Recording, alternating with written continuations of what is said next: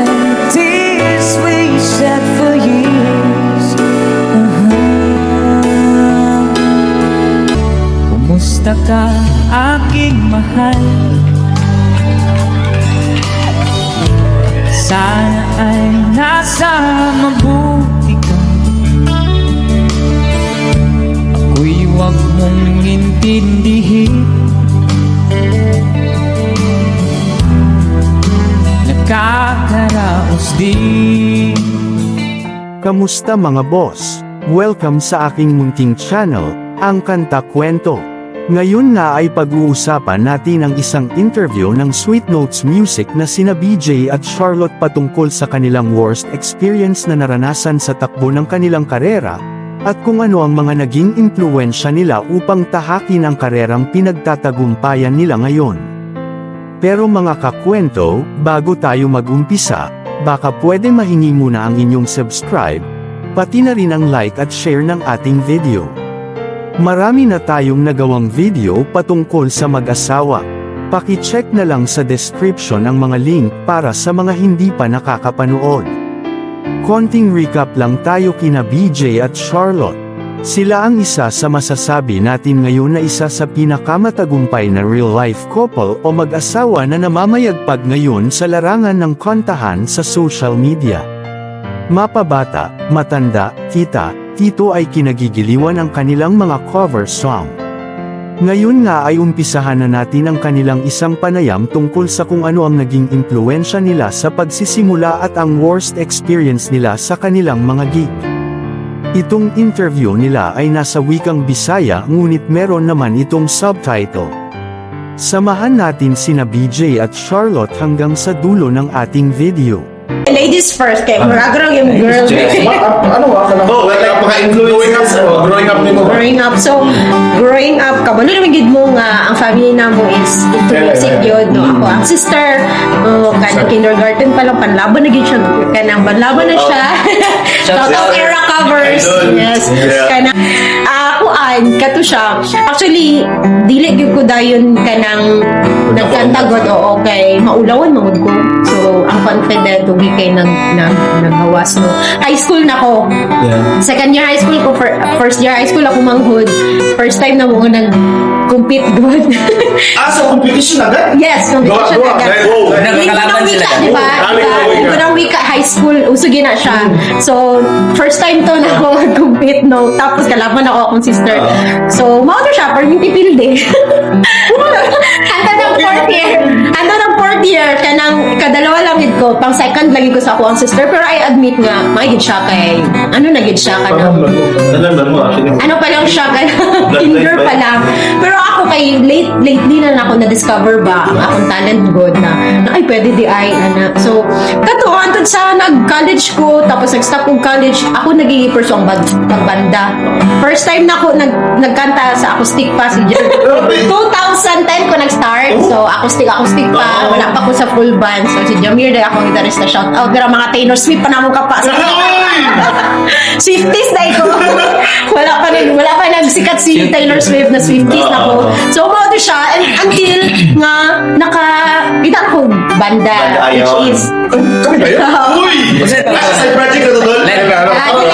Lightroom, yes, Lightroom. Music job pa sila sa una, tapos nag-ano ko. Ay, dalawa sila, mga 12 years old ako. Mga to, dito nag-start.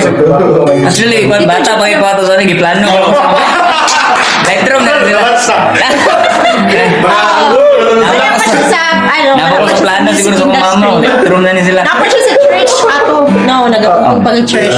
Ito, dito nag-start sa Lightroom ka. Grupo gina ko si Marvin. First band.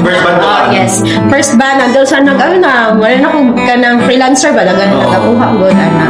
So, andun sa nabuo ang Ang pag-ibig o? Before me nag-meet ni BJ, nag-abroad lang ko. Ano ba dito ta nag-separate ways? Dito namin nag-separate ways. Kasi nag-Korea ko. 4 years nag-Korea. Mo itong pagka hiwalay na ako sa ila, then nagpuli ako ang sister. Tama ba? Sa no. Siging and then basta daghan na sila na tapos na 4 years ko sa Korea, pag balik na ako, timing ko din nangita sila babae na singer. Kaya wala sila yung babae na singer. And they know Soundworks. They are kanang mura sila kanang house band sa mismo ba? Niya puro sila lalaki, niya wala sila yung girl. So, nag-audition ko bago lang dito na nalaman first. Ay!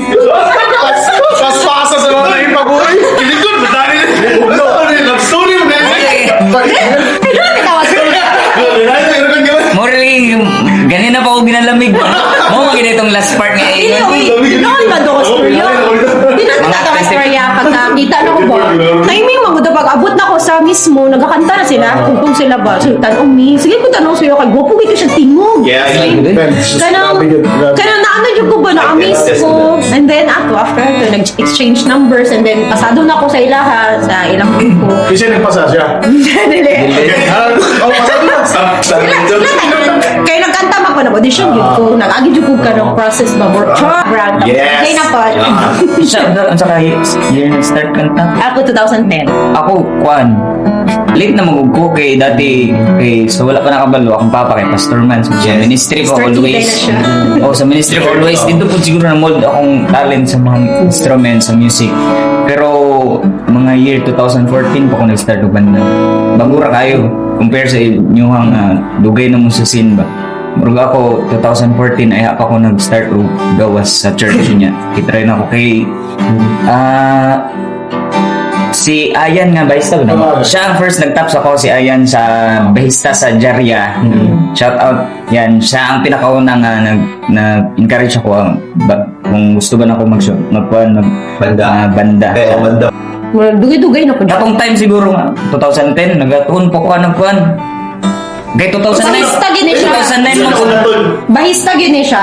Kasi I mean, is it the instrumental first? Or like ang instrument. vocals? Ay siguro, kuan sa ako ang pagdako, mas kabalo ko magkanta. Pero wala lang ako gi-pursue ba.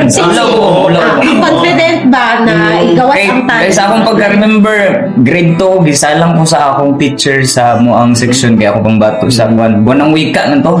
Pakanta. Ang mga kahit ko, ang bata na totoo, dapat yun mag-attend ng buwan ng makeup. Wala man ba yung yun, no? Pero kayo pag maboard mo, grabe ang product sa buwan ng makeup, man. Grabe. Sus ko, kabalo lang ko, may talents. Grabe ba? Sorry to cut you off sa buwan ng makeup. Sorry to. Dito ako nagkuan dito, pero grabe to dati, murag ka ng, kuan ba, murag ko bisugo ng makanang dili ko na ako gusto kaya di mo kung gusto magkanta dati ko nang napilitan lang ko ba nga pwede lang ko maghilak para di pa kantawan mo di nyo ko gusto dati kay kuan lagi ko kanang maulaw jud ko 2009 ko nag-start og kanang guitars sa second year high school ko ato dito na ako nakuan na murag na isip ba nga murag kabalo ko mo kanta pagkatuon na ako gitara dito na ako nga what if ipadayon ako akong kanta kabalo mo ko kay papa na ako sa wala ka kabalo akong papa day kuan sa una kanang amateurist yes mo ginasawa sa una gidang anak buhay nila Number 1 naman so kabalo ko mo kanta wala lang ako gi-focusan so pagkatuon ako 2009 doon ko gitara until 2010 2011 dito na ako gi-push sa 2014 enhance na nagawas na po daw ang confident na 2000 kung pag 2010 mo to pagsugod ni mo bukura po ko ito nagtuhunog ba 1 year pa lang po ito gatunog gitara yes for sure dagan pa yung best experience wala to na remember very nata time ko siya sa worst experience dalagin man to but anyway kisa na mag-start na nisa worst experience on stage or ano sige worst experience ako kay katong magbanggit akong lugar ayo huwag diling ako ayo sige alin na lang wala mo katod sa tut sa ano lang dili ko magbanggit sa main na lugar pero sa Luzon siya na lugar yes part of Luzon na buluhan mo binaw ko I like that pero magbisaya naman tanong ano siya wala mo wala mo ako mo dito tarong ba? Na pag-abot na mo, imbis na magpakulay ni sa kanang sakto nga pakulayan. Katugong Ay, okay. Tama din. Sorry di ba tulog ni sa igang kayo nga Hotel accommodation. dili, balay lang siya sabi. Ayun lang kayo detail na. Ah. Kasi may... Bala niyo. Ako Kasumpay ang mga crew ba? Bato siya. Tama-tama na mga crew. Bato siya, tapos igang kayo, kanang, tapos sawa kayo ba, kanang, naman kayo nagkanta-kanta. Oo, dili juga ka. Sa pag-abot mo, ay like say, this day ka nag-abot when mag-perform ba? On the same day or? Oo, on the same day. pa dyan. Night view tayo. The night, oo, tapos. Todo, wala may nakapulag yun. Hantod sa mag-perform namin. Mag-perform hantod na O nga, ang pinaka-worst. Pagkagabi na perform me. Oo, kasabot kung nalipay ba sila sa performance. Eh, di siyempre sila anong bagi. Yung mo nang gitira tanan, genre, ang marang gitistingan tanan. Murag gawas na tanan mga. Anak ba yata? Ato ba yan sila? Grabe, let's say, patay din yung audience. Yes. Ay, nga na, very good. Alam niya, di ba? Daghan man good types of audience. Yes. Na ay listener lang. Napuyuban nga makijive yun. Napuyuban nga party people kayo. Yes. Pero tanan na sila maka-appreciate. Maulang. Lahi-lahi lang gina sila gawin. Kanang Nauban ba? Kanang mo ano lang. Poker face na, no? Pero enjoy din kayo. Pero kato, datay, naglibog ka, appreciate ba dyan? Dili kay siguro na umpisahan mo gusto siya sa katong in the morning nga abot mi nga Yes. kami nakapahulay ba murag bugat ya ako paminaw ko. energy siguro, no? Ang energy Siguro ana murag bugat ya akong paminaw nga wa kapahulay ana ba. Yes. Sakto niya ning ani akong maano pagkagabi ana ba. So mo to akong pinaka so far sa ako ang na experience mo to ang pinaka Medyo hard na experience. murag feeling na ko wala ko na appreciate ana ba. Wala na appreciate. Ano na year ni? Pero man Laba ko lang, no? So Makunik-kunik na niya ba? That's it. pero Di na ko mga tanong. Ayun na mga tanong. Sorry, mga tanong. Tawag. Mutawag lagi to lagi. Ibok mo na ako sa bukada mo na ako patulog ko. dili ako. Layo ka, eh. Bukta mo, kada mo matulog. Marahil sa ngayon nga ay masasabi talaga natin na tanyag na ang mag-asawa sa social media at marami na rin silang pinagdaanan. Ngunit nanatili silang matatag kaya nakamit nila ang tinatamasa nila ngayon. Kung na-inspire kayo sa Sweet Notes Duo, baka pwede mahingi na rin ang inyong subscribe, like, at share. At kung may nais po kayong ikwento natin sa susunod na upload, ikomento nyo lamang ito sa ibaba. Maraming salamat sa pagsama, kakwento, hanggang sa dulo ng ating video. Muli.